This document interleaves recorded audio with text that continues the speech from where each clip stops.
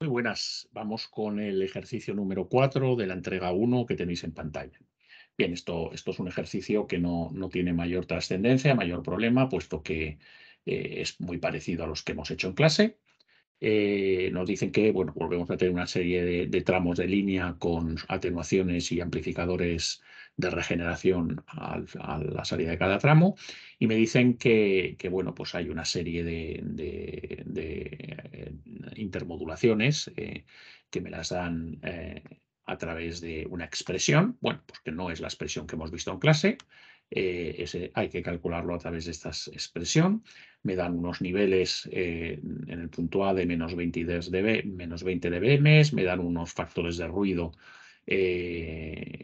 perdón, en este caso figuras de ruido de cada uno de los amplificadores, que son todos idénticos. Entonces, en primer lugar, me piden que calcule cuánto tiene que ser la ganancia de cada amplificador para compensar las pérdidas que hay en la línea, ¿no? Entonces, bueno, pues muy sencillito, pues las pérdidas totales tienen que ser las ganancias totales para todo ese tramo que tenemos ahí en el dibujo. Las pérdidas de cada tramo pues se calculan a través de la atenuación que me dan y de la longitud. Y bueno, pues el total, digamos, al final, pérdidas menos ganancias o ganancias menos pérdidas tiene que ser igual a cero. Y por lo tanto, pues lo que hago es eso. Tengo una primera línea, un amplificador, otro tramo de línea, otro amplificador, así sucesivamente. Y eso tiene que ser cero, con lo cual la ganancia pues es 4 veces la atenuación de cada línea dividido por 3, porque hay 3 amplificadores, ¿no? Entonces, bueno, pues eso me da que son 15 dBs. Sencillo.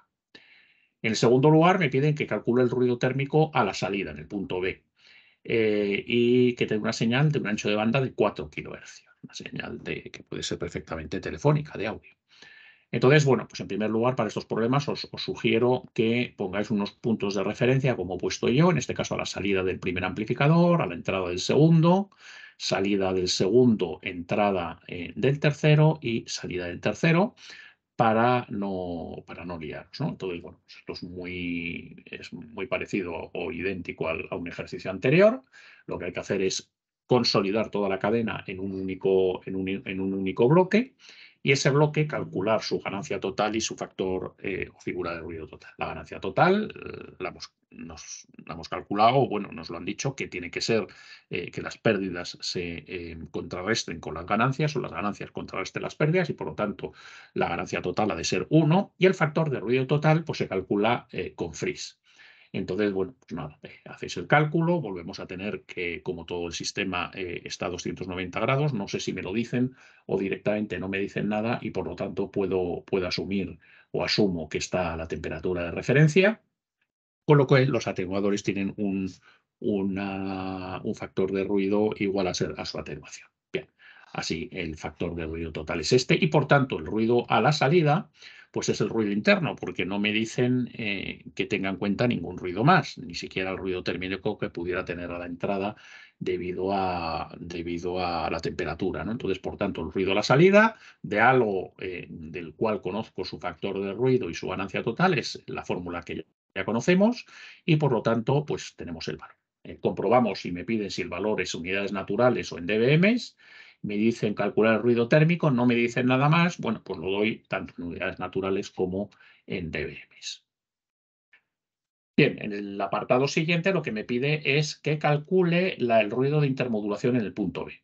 Bueno, pues también hemos hecho varios ejercicios de estos. Es muy sencillo, es calcular los ruidos de intermodulación a la salida de cada amplificador, en el punto C, en el punto E y en el punto G, y esos ruidos propagarlos al punto B, al punto de salida, con las correspondientes ganancias ganancias de atenuaciones, y al final, en el punto B, pues hacer una suma en potencia y, por tanto, en unidades naturales de todas esas contribuciones.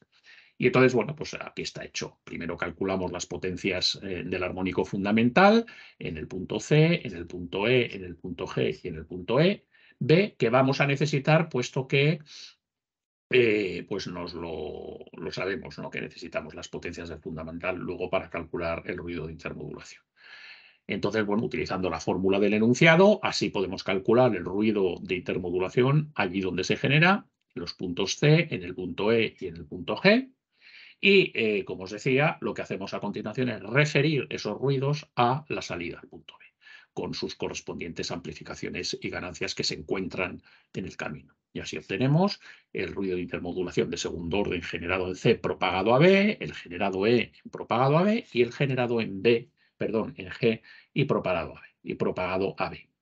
Y por último, el ruido total, pues es la suma en unidades naturales, repito, suma en potencia y en unidades naturales, con lo cual lo sumo en potencia y en unidades naturales y obtengo la potencia total de ruido de intermodulación a la salida del sistema.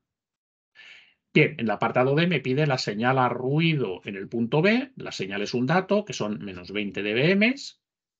¿Por qué menos 20 dBm? Porque, bueno, me dicen que a la entrada tengo menos 20 dBm, pero como he calculado los amplificadores para que compensen las ganancias, pues seguro que a la salida pues tendré la misma potencia, con lo cual la relación señal a ruido a la salida tendrá una parte de señal que será la misma que a la entrada, que son menos 20 dBm.